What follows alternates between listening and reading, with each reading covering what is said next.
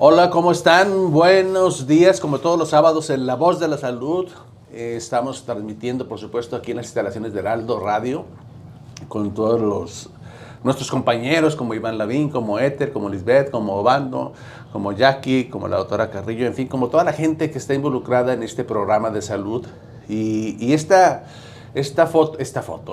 canción que usted escuchó, tiene que ver con un agradecimiento especial que quiero dar a las personas que ayer colocaron un marcapaso a un familiar mío, a mi padre, y que por fortuna le fue muy bien. Quiero saludar a todo el equipo del Hospital Ángeles, a las enfermeras, a los radiólogos, a la gente de hemodinamia, una sala de hemodinamia que tienen ahí en ese hospital de primer mundo de lujo, con todo el equipo, por supuesto, con todo el equipo correspondiente para colocar marcapasos y hacer otros procedimientos. Ya usted ya lo ha platicado, lo hemos platicado en otras ocasiones, la colocación de los stent para los pacientes que recién se están infartando, ¿no?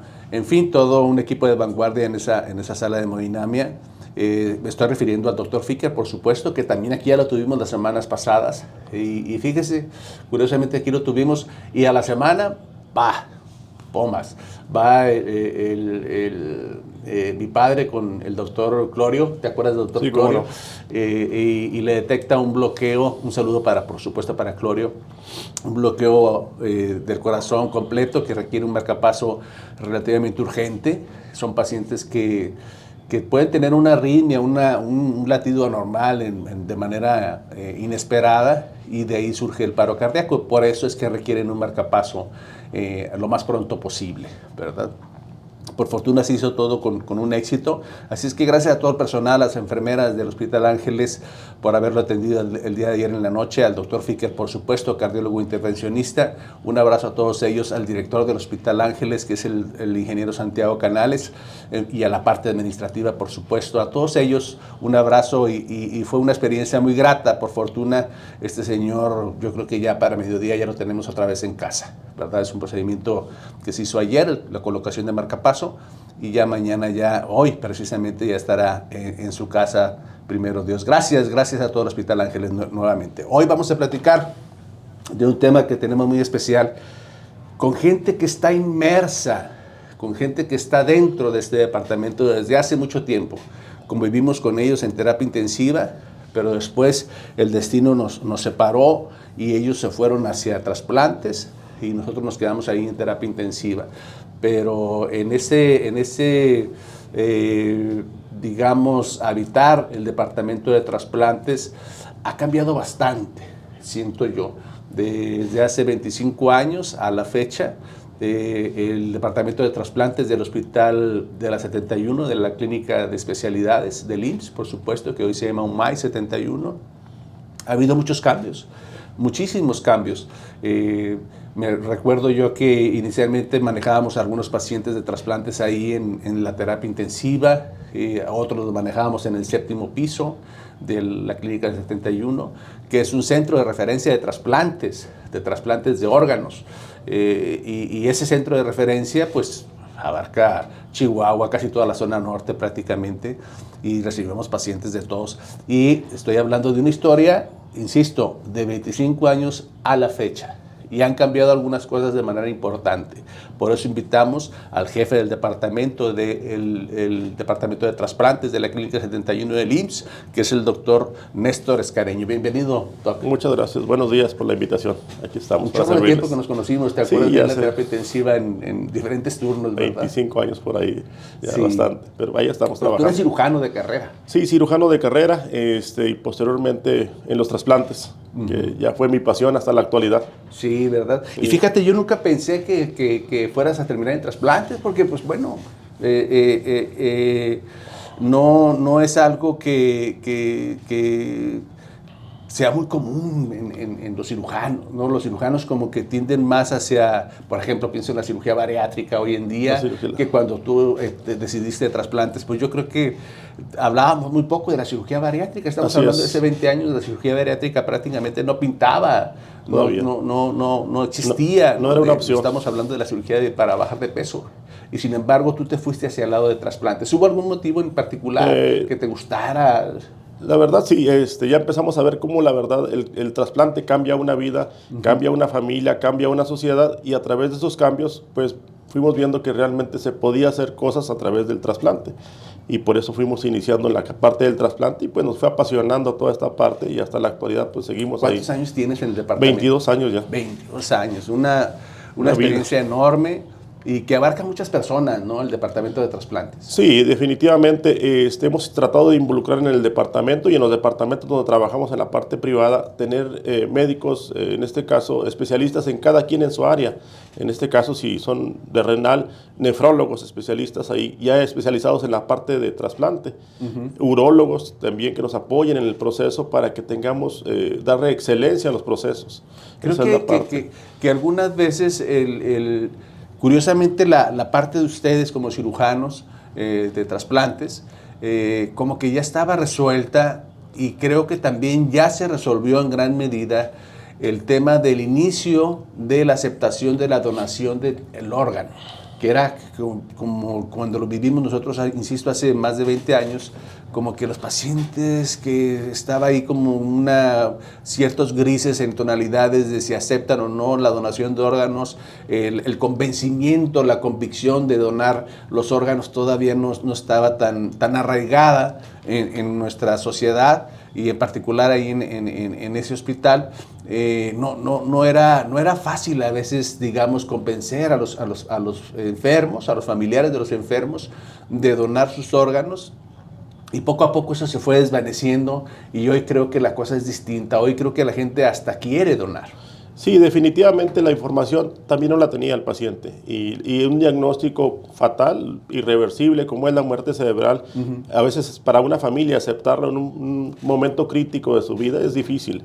Entonces, a través de la información que hemos estado generando durante años, definitivamente se ha permeado en la sociedad, y hemos tenido pues realmente mejores condiciones, y podemos platicar con la familia de otra manera, ¿verdad? Ya la familia está enterada, y así como lo comentas, o sea, muchas de las ocasiones la familia misma nos busca para tratar de ser donadores. Ellos dicen de lo que podamos, ¿verdad? De una córnea, de un riñón, del hígado, de lo que pueda donar en un momento dado al paciente. Y eso es lo que tratamos de hacer a través de pues, nuestra participación en los medios de comunicación, de que la gente o la población esté enterada de que hay necesidad de muchos órganos en el país y en el mundo. Y aquí en la región lagunera. Elena Fernández, que era una tarea de ellas, de Lady Peniche, sí, que estuvieron ahí. Muy proactivas en sus procesos. ¿Ahorita quién está en ese Está un urgenciólogo, el doctor Hugo Ruiz, que está también iniciando bien, bastante bien. Ahorita estamos entre los primeros lugares en cuanto a donación de tejidos, que en este caso son las córneas, a nivel nacional. Entonces está viendo la realidad de bastante personas con donaciones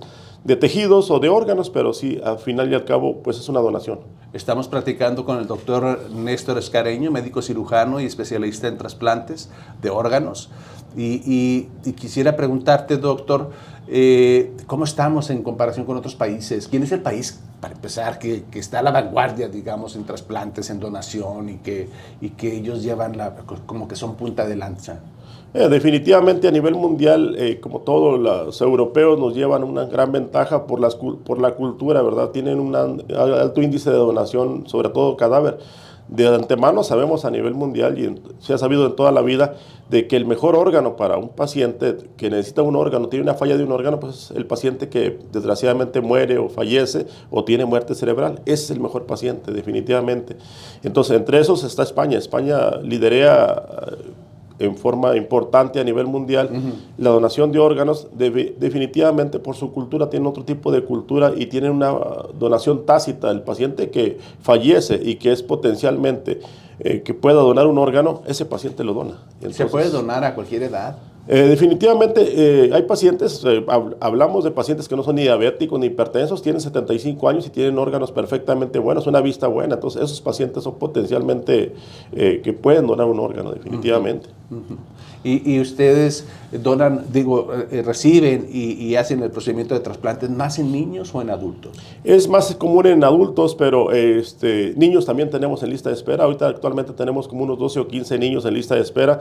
sobre todo de renal o de hígado. En este caso es bastante doloroso ver a un niño en sus procesos, a veces de 1 año, de 4 años, de 5 años, llevando una sesión de diálisis o de hemodiálisis y verlos cómo se va deteriorando su salud y la verdad no tenemos a veces el órgano adecuado para ese niño, ¿verdad? ¿Sigue siendo el riñón Sí, definitivamente a nivel mundial el riñón lidera por mucho las necesidades de un órgano. Y en este caso, a nivel nacional, es altísima la tasa de pacientes que en un momento dado los tenemos cautivos o en una lista o en una área esperando un órgano, ¿verdad? Pero de esos hay muchos pacientes que no están inscritos o que no tienen esa facilidad de inscribirse en una lista de espera para recibir un órgano. ¿De qué enfermedad provienen esos pacientes que están en lista de espera para trasplantarse de un riñón? Definitivamente en la edad pediátrica son malformaciones o alteraciones en su nacimiento, ya sean alteraciones en la vejiga, alteraciones en sus riñones o alteraciones en las uretras que les condiciona falla renal a temprana edad y ellos pues hay que trasplantarlos porque desgraciadamente la calidad de vida para ellos es muy pobre si no se trasplantan a tiempo. Ya conforme van creciendo los jóvenes, pues también son alteraciones genéticas de los jóvenes, pero ya en la edad adulta tenemos alteraciones metabólicas como la diabetes, la obesidad, la hipertensión, que es lo más común, desgraciadamente, que tenemos en nuestra sociedad, altas cantidades de pacientes con diabetes o con hipertensión, que al final vienen cayendo en una falla renal crónica terminal, como lo llamamos, ¿verdad? Y que la única terapia que tenemos para estos pacientes es un trasplante, no hay otra opción. O sea, está la de diálisis o hemodiálisis, pero son terapias alternativas nada más que nos ayudan a mantener a ese paciente en condiciones estables, pero definitivamente si queremos reinsertar o regresar a ese paciente a la sociedad, es el trasplante.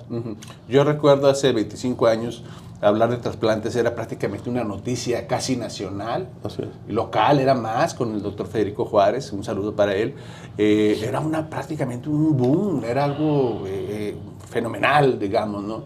Y creo que por fortuna se ha hecho cotidiano la práctica de trasplantes en cierta manera. Creo que por fortuna las técnicas que ustedes han aprendido, las técnicas que ustedes han desarrollado, la manera en que han desarrollado el departamento de trasplantes, lo ha hecho justamente así, que funcione prácticamente como si muy aceitadito, como si fuera una mantequilla y ya cada vez está más involucrada la sociedad con ustedes y por lo tanto las cosas funcionan más rápido. ¿Es así? Así es, definitivamente, cuando inició el doctor Federico Juárez en el 89, 88 a hacer los primeros trasplantes aquí en Torreón, pues definitivamente él tuvo que luchar para sobreponer toda esta parte y en la actualidad nos dejó un equipo que ya fuimos conformando y fuimos afinando más para lograr objetivos más específicos en los trasplantes y sobre todo que funcionara así como lo comentamos, ya algo ya hecho y estructurado y ya la de por sí se va dando los procesos, ¿verdad?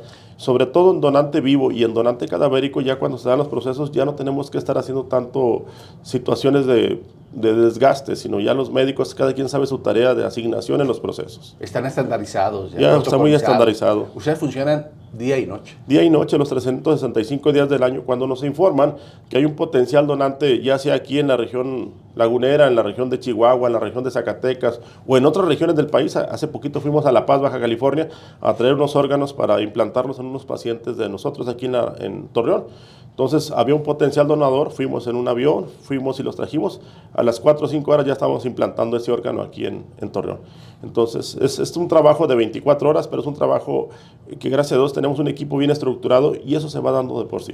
Hay una imagen que se ve con cierta frecuencia en las noticias y todo esto cuando los órganos son trasplantados a través de una como hielera, ¿no? Así es. Para mantenerlos fríos y que con mayor capacidad de conservación. ¿Sigue siendo la misma vía de transporte de los órganos? Sí, definitivamente la hielera sigue siendo una vía importante para transportar los órganos de un lado a otro lado o bien conservarlos incluso en el proceso. El órgano definitivamente ya está bien comprobado que pues la red fría, en este caso, que es lo que tratamos de mantener con esa hielera, se mantiene de forma adecuada, se mantiene viable para ser trasplantado a menos 4 grados centígrados. Entonces lo que buscamos con esa temperatura, mantener ese órgano a menos 4 grados centígrados para que ese órgano sea viable y siga pudiendo dar vida más adelante. ¿Hay algunas soluciones también para...? Sí, definitivamente hay soluciones que se han estandarizado para tratar de que la célula siga viva, o sea, la célula del órgano que estamos manteniendo siga viva, siga viable, que son las soluciones preservadoras como el Custodiol, Excelsior. Hay muchas soluciones que antes las hacíamos. Actualmente ya la industria farmacéutica tiene soluciones que nos dan más facilidades y mayor tiempo de vida a ese órgano. Para que ¿Ustedes fueron a La Paz? A La Paz, Baja California. ¿Y cómo fue el asunto? ¿A qué hora salieron y a qué hora regresaron? Quiero más o menos, para que la gente que nos escucha sepa cuál es el proceso ya técnico y dinámico desde que salen de aquí hasta que el paciente está trasplantado. Sí, una vez que nos informan de México que hay unos potenciales, esos órganos se boletinan a nivel nacional y levantamos la mano que nosotros queríamos esos órganos para Torreón. Una vez que pues hicimos esa parte, se hace como una especie de logística a nivel nacional, tanto en la Sedena y en la parte de la vía aérea, para proveernos de un jet que viene generalmente de Toluca o de Guadalajara, aterriza aquí en la ciudad de Torreón como a las 6 de la tarde. Para esto, cuando nos informan que sí somos nosotros los que vamos a recibir esos órganos, empezamos a dar una alerta con los médicos nefrólogos para que empiecen a localizar pacientes que estén aptos para el trasplante, que ya de antemano los tenemos ya estudiados, protocolizados en la unidad. Una vez que ellos empiezan a hacer su parte de traer los pacientes que estén en buenas condiciones, que no tengan fiebre, que no tengan alguna infección en ese momento, esos pacientes se trasladan de sus diferentes unidades, así como lo comentaba, Chihuahua, Zacatecas o Durango, o bien de aquí de la región lagunera, se trasladan a Torreón en espera de que nosotros, el equipo quirúrgico, nos abordemos. En esa ocasión abordamos el jet como a las 6:30 de la tarde, 7 de la tarde, aterrizamos en La Paz como a las 7:30, 8 de la noche. Fue una ambulancia por nosotros, de ahí de la Paz, del IMSS. Nos trasladamos al IMSS. Ya para cuando llegamos ya teníamos al potencial donador en una sala de quirófano en espera de procurar los órganos. Terminamos la procuración como alrededor de las 12 de la noche y regresamos aquí como a la 1 de la mañana. Pero en este proceso nosotros estábamos en comunicación constante con el equipo de médicos clínicos aquí en Torreón para saber si teníamos los potenciales receptores ya listos para cuando llegáramos, tener algunas muestras de sangre, tanto del donador como del receptor, y hacer alguna prueba que se llama prueba de compatibilidad para saber quién es compatible con ese paciente que nosotros traíamos, 2 riñones y 2 córneas. Una vez que se llevó a cabo la compatibilidad y que nos dijeron quién era compatible, Juan con Pedro, llevamos a cabo el trasplante en el transcurso de la madrugada. Terminamos como a las 8 o 9 de la mañana los 2 trasplantes. ¿Qué le trasplantaron? Los 2 riñones. Bueno, fue agraciada una paciente de Zacatecas y un paciente aquí de la región lagunera, un hombre y una mujer, los 2 riñones, y las córneas se trasplantaron al tercer día. Bien. Todo salió bien. Todo salió con éxito, gracias a Dios, y bien los pacientes, bien. Pero sí es un proceso un poquito a veces cansado, pero gratificante, la verdad. Pues por lo que me platicas fue, o sea, hasta cierto punto dinámico, ¿no? Sí, o sea, todo ese proceso que llevó, no sé, 8 o 10 horas para trasplantar, tiene que estar, como insistía yo, la logística, la infraestructura ya bien afinadita. Así es. Sí, incluso cuando estábamos allá en La Paz eran las 11:30 y aquí, desgraciadamente, en Torreón el espacio aéreo se cierra a las 12. Ah, sí. Entonces, de 12 a 5 el espacio aéreo en Torreón se cierra. ¿Por y qué? Así está estandarizado por los militares. Entonces tuvimos que pedir permiso incluso en la Sedena para poder aterrizar a la 1 de la mañana, que se abriera el espacio aéreo y aterrizar nosotros aquí a la 1 de la mañana con los órganos. Entonces son a veces logísticas que nos querían dejar allá en La Paz o volar a la Ciudad de México y regresar aquí en la madrugada. Digo, no era posible. Traíamos los órganos ya en esta parte, en la hielera, como comentamos, ya esperando pues ser trasplantados, ¿verdad? Y definitivamente un órgano, entre más pase en esa hielera, el deterioro del órgano se va haciendo más palpable, ¿verdad? Entonces, entre más rápido lleguemos y trasplantemos ese órgano, obvio a nuestros pacientes les va a ir mejor. ¿Es fácil trasplantar un órgano? Es como todo, tenemos que tener personas preparadas, subespecializadas en ese proceso y que pues lo hacen ver fácil, ¿verdad? Pero definitivamente tiene que ser cirujanos, urólogos, anestesiólogos que lleven los procesos estrictos y muy apegados a todo lo que estamos en los protocolos de cirugía. Oye, me imagino cuando uno ve tenis profesional y es fácil. juegan facilísimo, y dicen, no, pero yo le pego a la pelota así, pero pues no, ¿verdad? No es así, ¿no?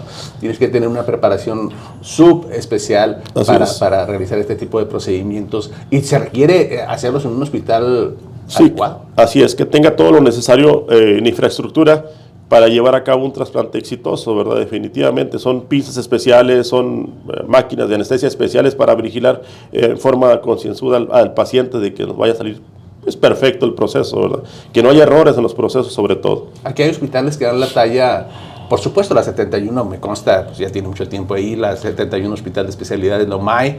Un saludo a todo el personal de esa clínica en donde convivimos durante prácticamente muchísimo tiempo. Un saludo para todos ellos, administrativo vida. Y personal operativo. Pero te decía, ¿hay hospitales aquí privados que dan la talla para trasplantar? Sí, definitivamente los hospitales que tienen licencia sanitaria aquí, porque hay que tener una licencia especial para llevar a cabo un trasplante. Entre ellos está la 71, que fue de los pioneros en trasplante.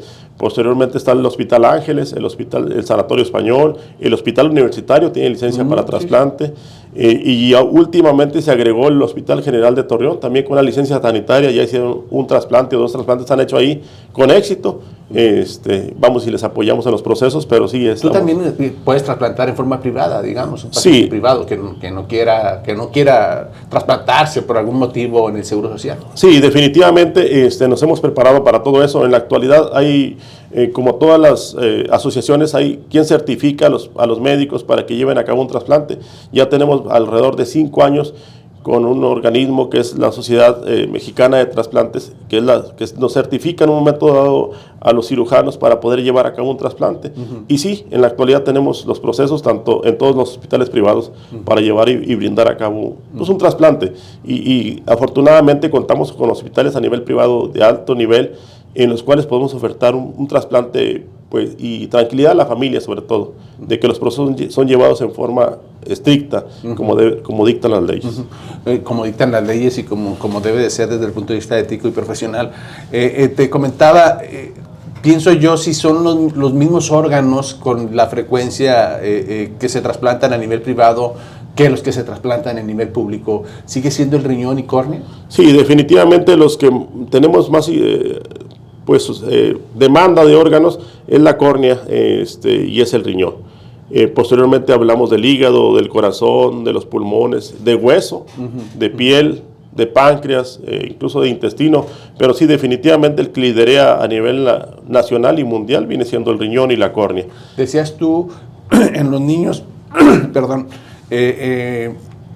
la causa del trasplante, algunas malformaciones congénitas, y en los adultos lo mismo, pero también le agregaríamos una enfermedad que es la diabetes y sus enfermedades asociadas como hipertensión y obesidad. En el caso de la córnea, ¿cuál es la causa que...? Pues igual también son alteraciones ahí. Últimamente lo que hemos tenido gran impacto son lesiones traumáticas de córnea y las generamos como una urgencia prioritaria que le llamamos nosotros. Ya afortunadamente la córnea es un tejido importantísimo para la persona que lo necesita. Y realmente pues es una tela, ¿verdad? Que en ocasiones cuando la persona dona la córnea, ni cuenta se da que donó un tejido, ¿verdad? Y un tejido de vital importancia para el paciente que lo requiere. Y en la actualidad pues, llevamos aquí en la región lagunera liderando a nivel nacional dentro de los primeros 5 establecimientos con trasplante de órganos, la 71 con... Yo me acuerdo cuando llegaban a procurar las córneas ahí en la terapia intensiva, un procedimiento bastante sencillo, diría yo, claro, en manos de los expertos. Si me dices, hazlo tú, Oscar, pues no, yo no lo voy a hacer, ¿verdad? Pero bastante sencillo y muy, muy beneficioso, muy benéfico para el que le recibe, ¿no? Cambia la vida algo sencillo, como tú dices, el donador de la córnea, pues prácticamente el paciente no se ve, o sea, no es como que hagas un orificio en el ojo, la gente que probablemente esté pensando en eso, que le vamos a perforar su globo ocular, o que se va a ver alguna deformidad en su globo ocular. No pasa eso. No pasa nada. O sea, realmente no se ve. O sea, es una tela muy finita que se desprende y que es una tela que nos va a permitir que ese paciente siga teniendo una visión y siga integrándose a la sociedad y a su familia. Hay una parte bien importante, estamos hablando con el doctor Néstor Escareño, jefe del Departamento de Trasplantes de la Clínica 71 de la UMAY, con bastante experiencia que ha adquirido. Nos conocimos en la terapia intensiva. ¿Te acuerdas de esas guardias ahí? Sí, cómo no. ¿Verdad? Bastante agradables todavía esas partes. Me acuerdo ahí como sonámbulos los dos. Nos la pasaba muy padre. Sí, muy agradable, la verdad, buenos recuerdos. Sí, nos la pasaba muy padre. La buena terapia intensiva y los pisos, incluso la misma área de trasplantes, en fin. Son vivencias muy agradables. Vamos a ir a una pausa, pero al regresar, el doctor Escareño nos va a platicar de cómo se han modificado las técnicas quirúrgicas, para bien, por supuesto, en el paciente que va a donar un órgano y en el que lo va a recibir, sobre todo en el que lo va a recibir, cómo se han modificado esas técnicas quirúrgicas y lo han perfeccionado. Y ahorita me estaba platicando antes de empezar el programa y me quedé con la boca abierta. No se vaya, estamos en La Voz de la Salud. Regresamos, está usted en La Voz de la Salud. Gracias por acompañarnos como siempre en estos temas de salud. Y hoy estamos tratando con el doctor Néstor Escareño, jefe de trasplantes de la Clínica 71 de nuestra comarca, del IMSS, por supuesto.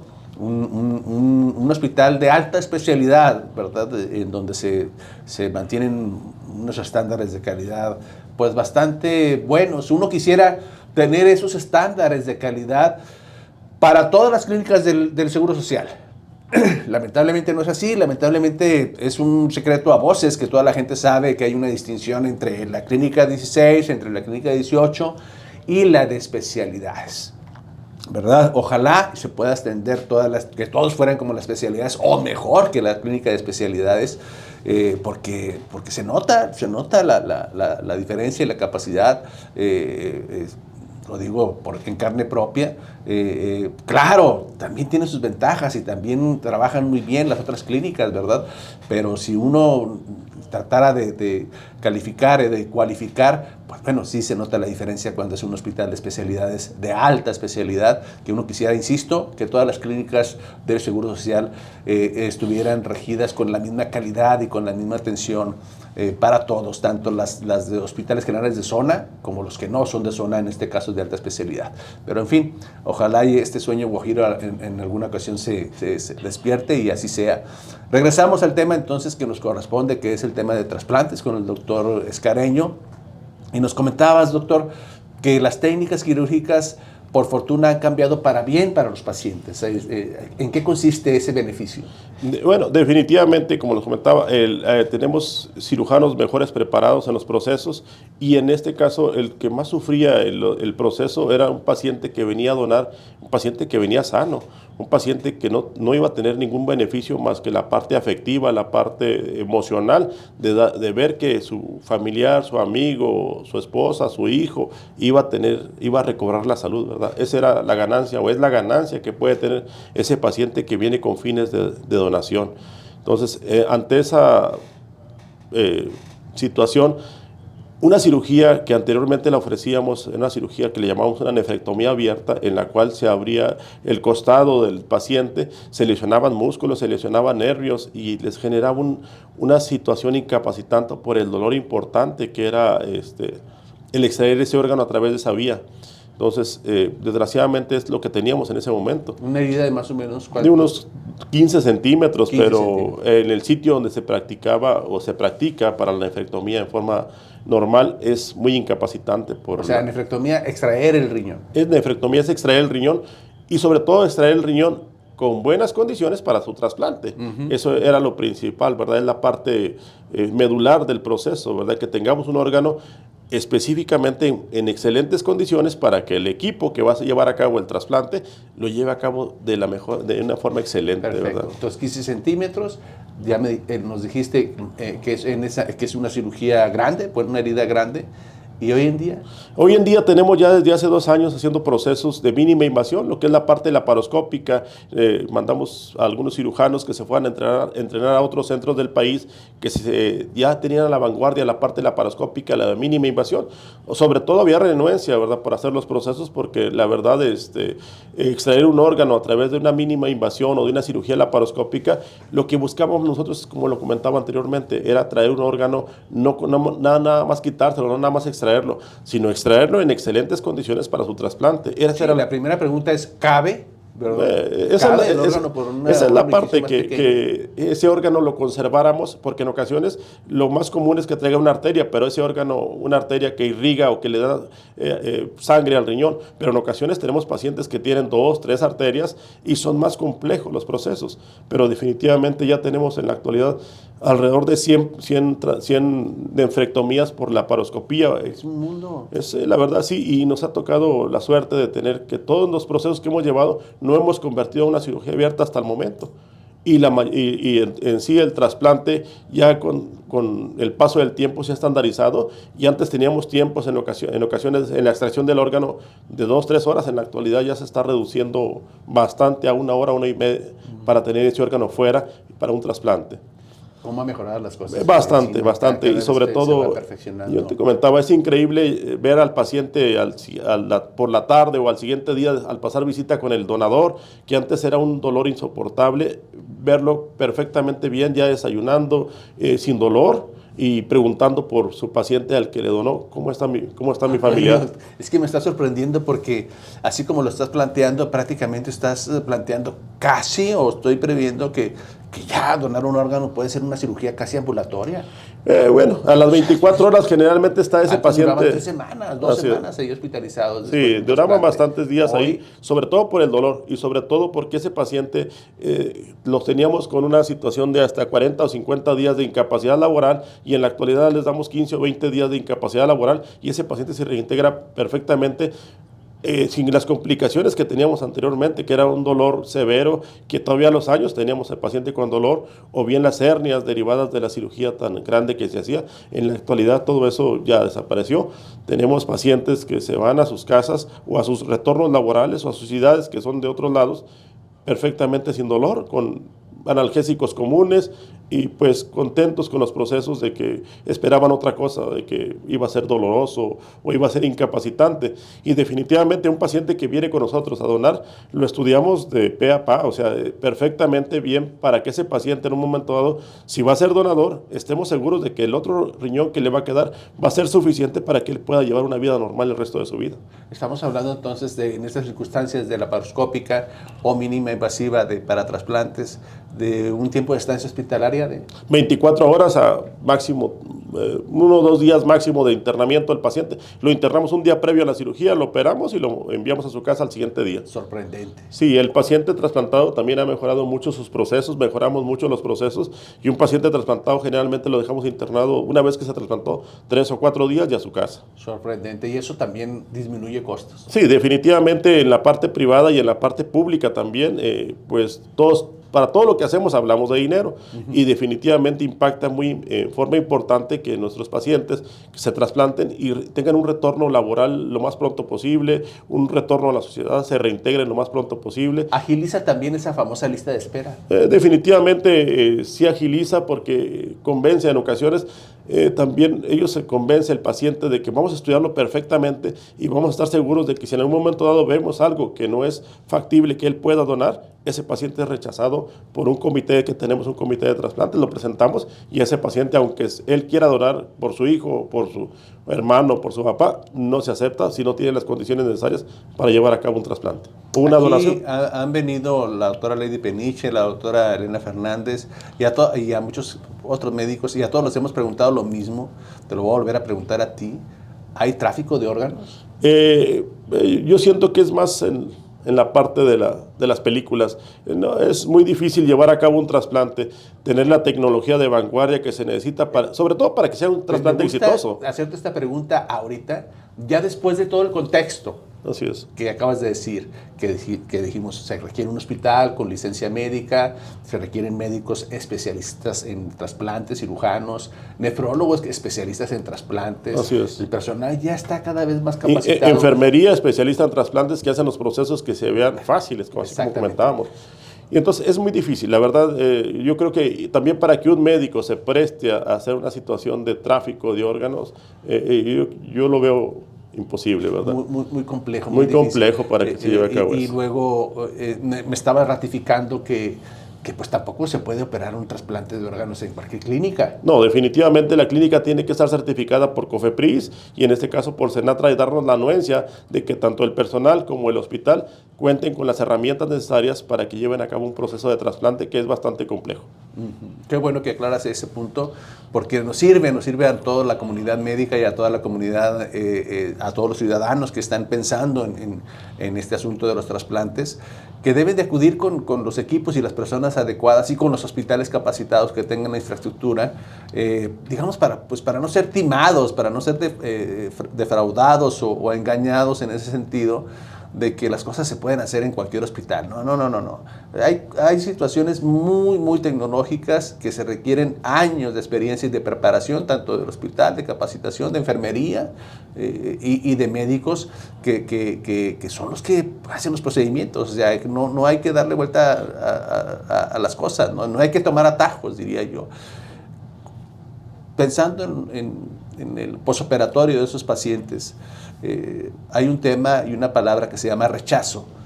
¿Cómo va este asunto de los rechazos de los órganos? Definitivamente con el paso del tiempo, con la evolución de los medicamentos, la evolución de las pruebas para hacer una prueba de compatibilidad, en la actualidad utilizamos un aparato que se llama Luminex, que nos da una proyección en vivo de cómo se va a comportar, en este caso, el donador con el receptor. Primero escogemos en relación a grupo el donador, que si es O positivo, pues lo ideal es que sea uno positivo. Si es A, le puede donar el O o el A incluso, o el B le puede donar el O, es el universal como todos los procesos que nosotros llevamos en la medicina. Pero definitivamente primero escogemos que sean aptos en cuanto a grupo. El RH no cuenta, el AB negativo no cuenta, es el A nada más, es el grupo. Es el que nos impacta en un momento dado. Primero buscamos entre los amigos o entre la familia, o si es un paciente de cadáver, lo primero que nos van a informar es qué grupo de sangre es. Y en base a ese resultado que tengamos, vamos a escoger al potencial receptor o al donador, que sean aptos o que sean compatibles al grupo. Una vez que son compatibles al grupo, llevamos a cabo una prueba de compatibilidad en la cual nos van a decir, se van a enfrentar las células del donador con el receptor, y en ese momento vemos, obvio también con químicos especializados en los procesos, nos van a decir si esa sangre se acepta o se rechaza. Si se rechaza, ahí le paramos al proceso, que también puede deberse a una infección o alguna alteración que traiga en ese momento el paciente, incluso anímica, nos puede generar un proceso de rechazo. En ese momento, en forma, nosotros le llamamos in vitro, en el laboratorio. Si en ese momento nos hace un rechazo, obvio, esa pareja no se va a aceptar para trasplante. Oye, ¿dijiste anímica? Sí, incluso la parte anímica del paciente, porque tiene mucho que ver en el proceso del trasplante. ¿Cómo, doctor? Que traiga problemas psicosociales, en un momento psicológicos, nos va a generar problemas también en la sangre. Sí, tiene que estar perfectamente el proceso. Hablamos con ellos, tanto la parte psicológica de que el paciente... si está deprimido, no es un candidato ideal. No es lo ideal, porque ahí entra la parte de psicología, que tiene que ser un paciente perfectamente apto en ese momento para tomar una decisión. Entonces, o sea, sabía que pasaba, pero no sabía que era una influencia importante. Así es. Para poder decidir si se opera o no, si reúne todos los demás requisitos, digamos. Sí es. Y resulta que el paciente por algún motivo está en una fase de crisis emocional o depresiva, no entra. No entra. Tenemos parte de nuestro equipo, están los psicólogos, y si hay necesidad de enviar ese paciente a la parte de psiquiatría, en ese momento se descarta el paciente porque no es apto para donar. Entonces, toda esa parte la evaluamos, tanto médica, psicológica, para que ese paciente pueda ser un potencial donador.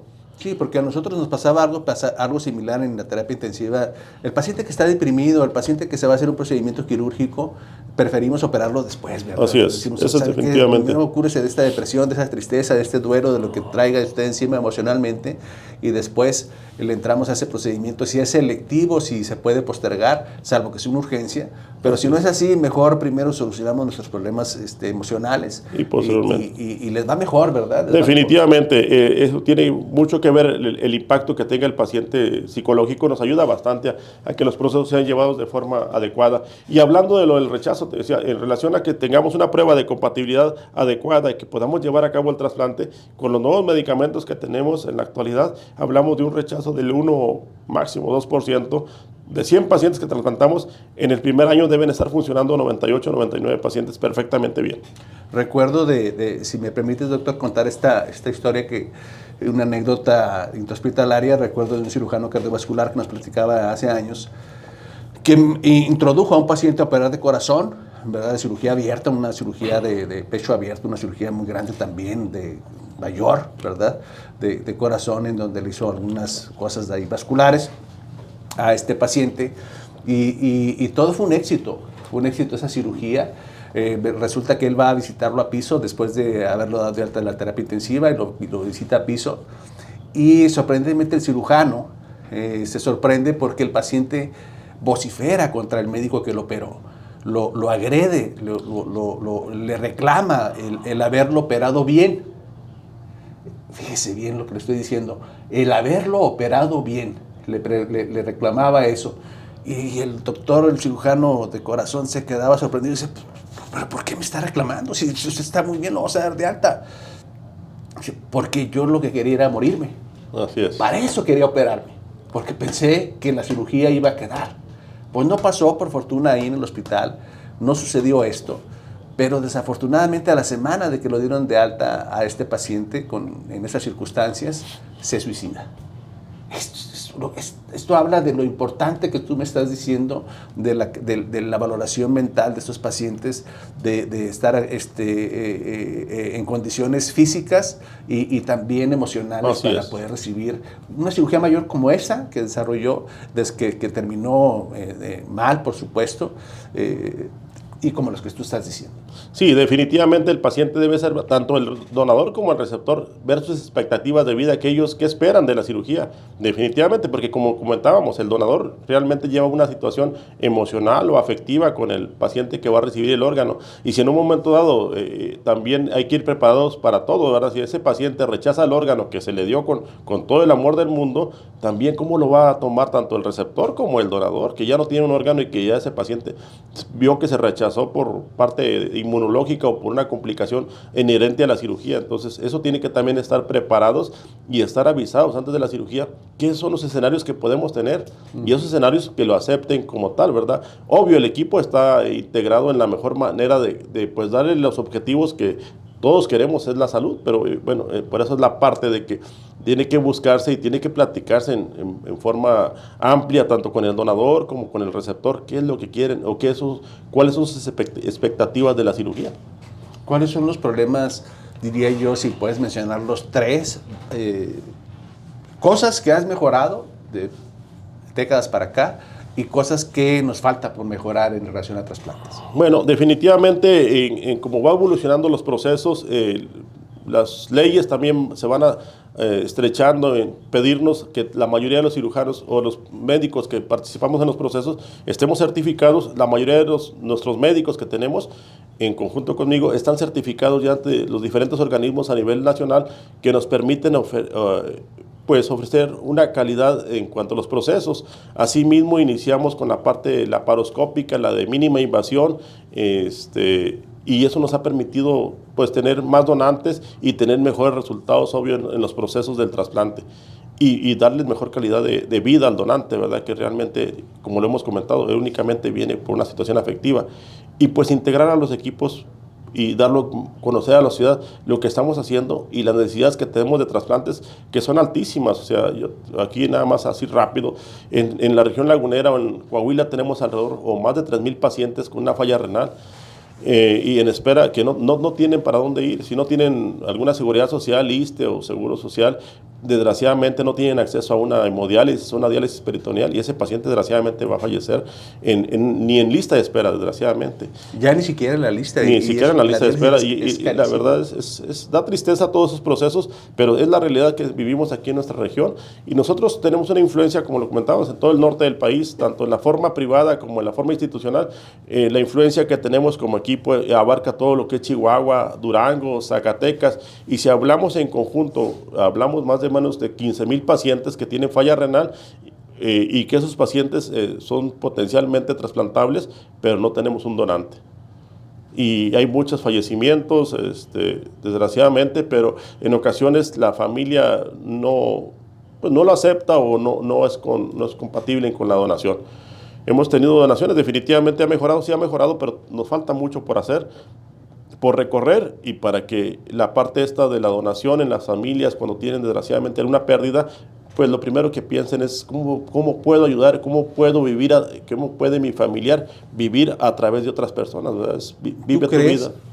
¿Tú crees que nuestras medidas preventivas, sobre todo en el paciente adulto, hablando de diabetes, hablando de otras enfermedades crónicas degenerativas, que lo que hacemos los médicos en general, como internistas, como endocrinólogos, etcétera, esas medidas preventivas logren algún día hacer desaparecer a los departamentos de trasplantes? No, definitivamente no.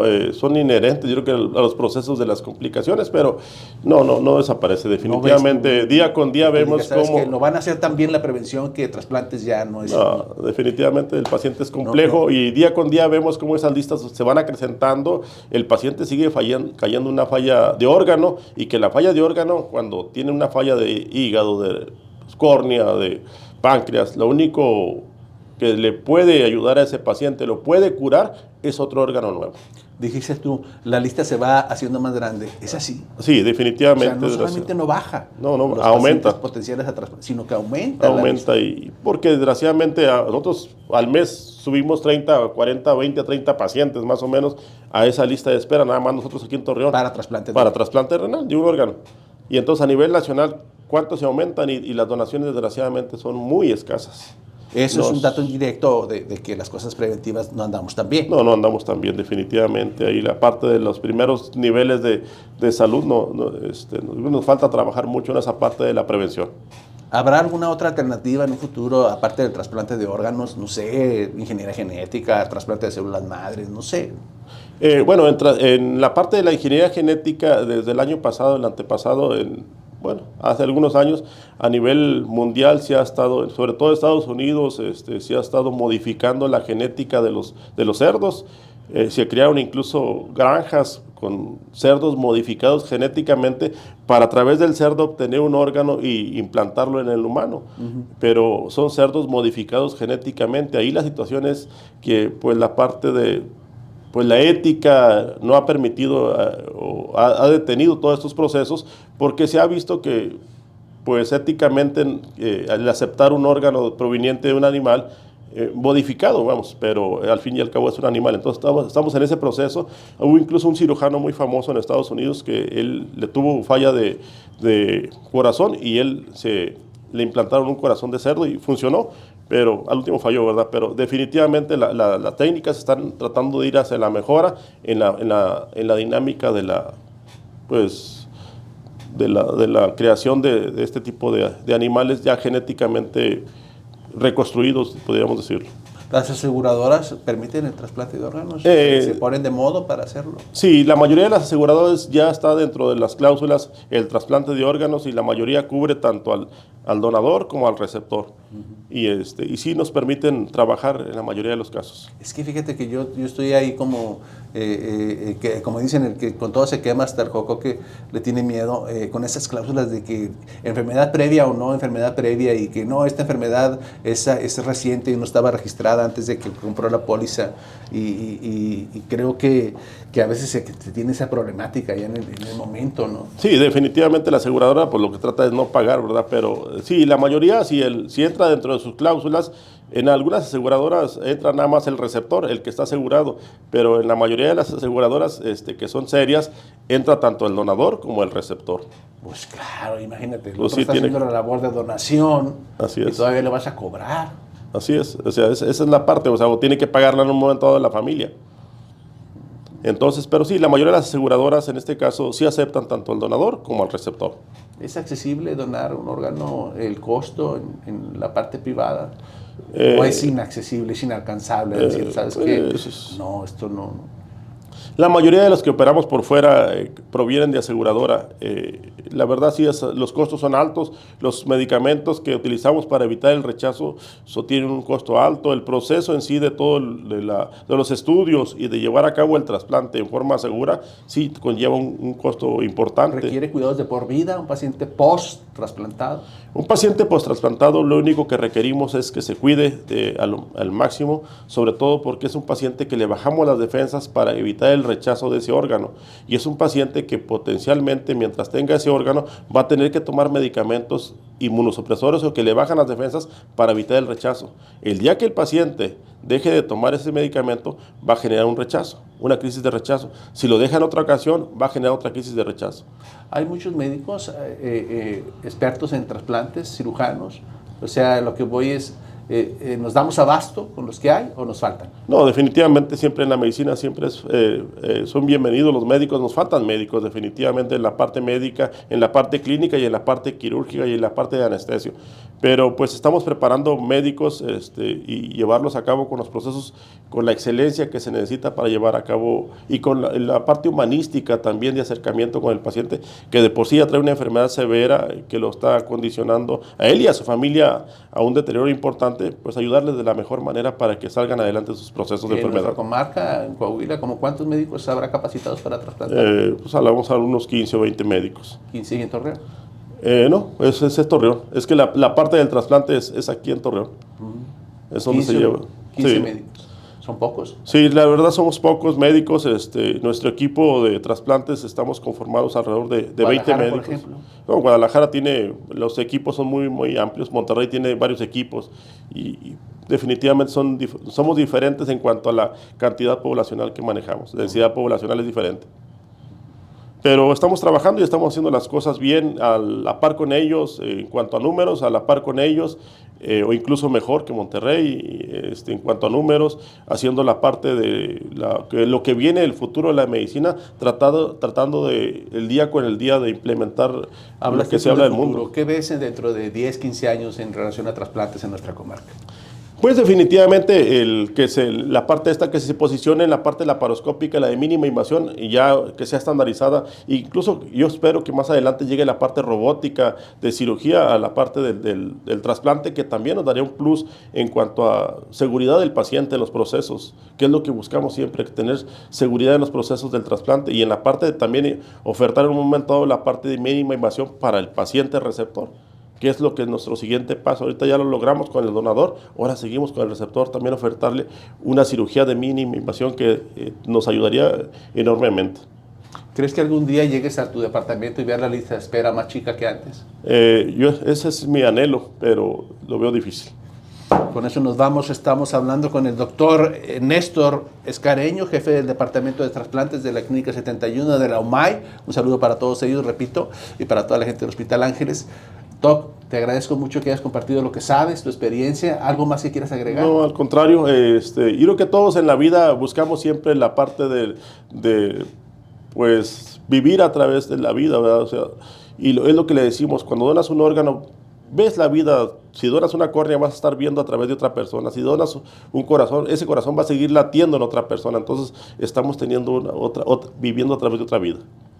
Siempre hay que dar vida. Por eso el Departamento de Trasplantes ha crecido, se ha humanizado el Departamento de Trasplantes, se ha hecho más accesible, se ha desmitificado algo que existía antes de que, como decíamos, ay, ¿qué está pasando en el departamento? ¿Qué está pasando en el 6º piso? Esto ya no es así, se ha socializado, se ha democratizado, por fortuna de todos. Por fortuna de todos y para bien, por supuesto. Las cosas siempre se hacen para mejorar desde sus inicios hasta la actualidad y hasta lo que viene en un futuro, y espero que ese departamento de trasplantes cada vez se perfeccione, pues porque pues, justamente esa es la misión, ¿no?, de un instituto de salud pública, ¿no?, llegar a más personas y solucionar sus problemas sanitarios, en este caso en particular de trasplante de órganos. Así es. Doctor Escariño, ¿estás en algún lado en particular? Sí, estamos en la parte, en el Ángeles, ahí haciendo trasplantes, en el Sanatorio Español también haciendo trasplantes, y también en la parte de Andalucía y haciendo cirugía general. Perfecto. Pero, pues sí, digo, ahorita desgraciadamente hay pocos hospitales en la región lagunera, en la parte privada, que nos den, pues todavía que tengan las licencias sanitarias para llevar a cabo un trasplante. Dijiste tu Hospital Ángeles, Sanatorio Español, Hospital Universitario. Y el Hospital General de Torreón también es una opción. Y por supuesto la UMAI 71. Gracias a usted por acompañarnos. Nos vemos. Estuvo usted en La Voz de la Salud de nuestra comarca lagunera. Gracias. Nos vemos el próximo sábado. Ojalá y pase un excelente, pero excelente fin de semana.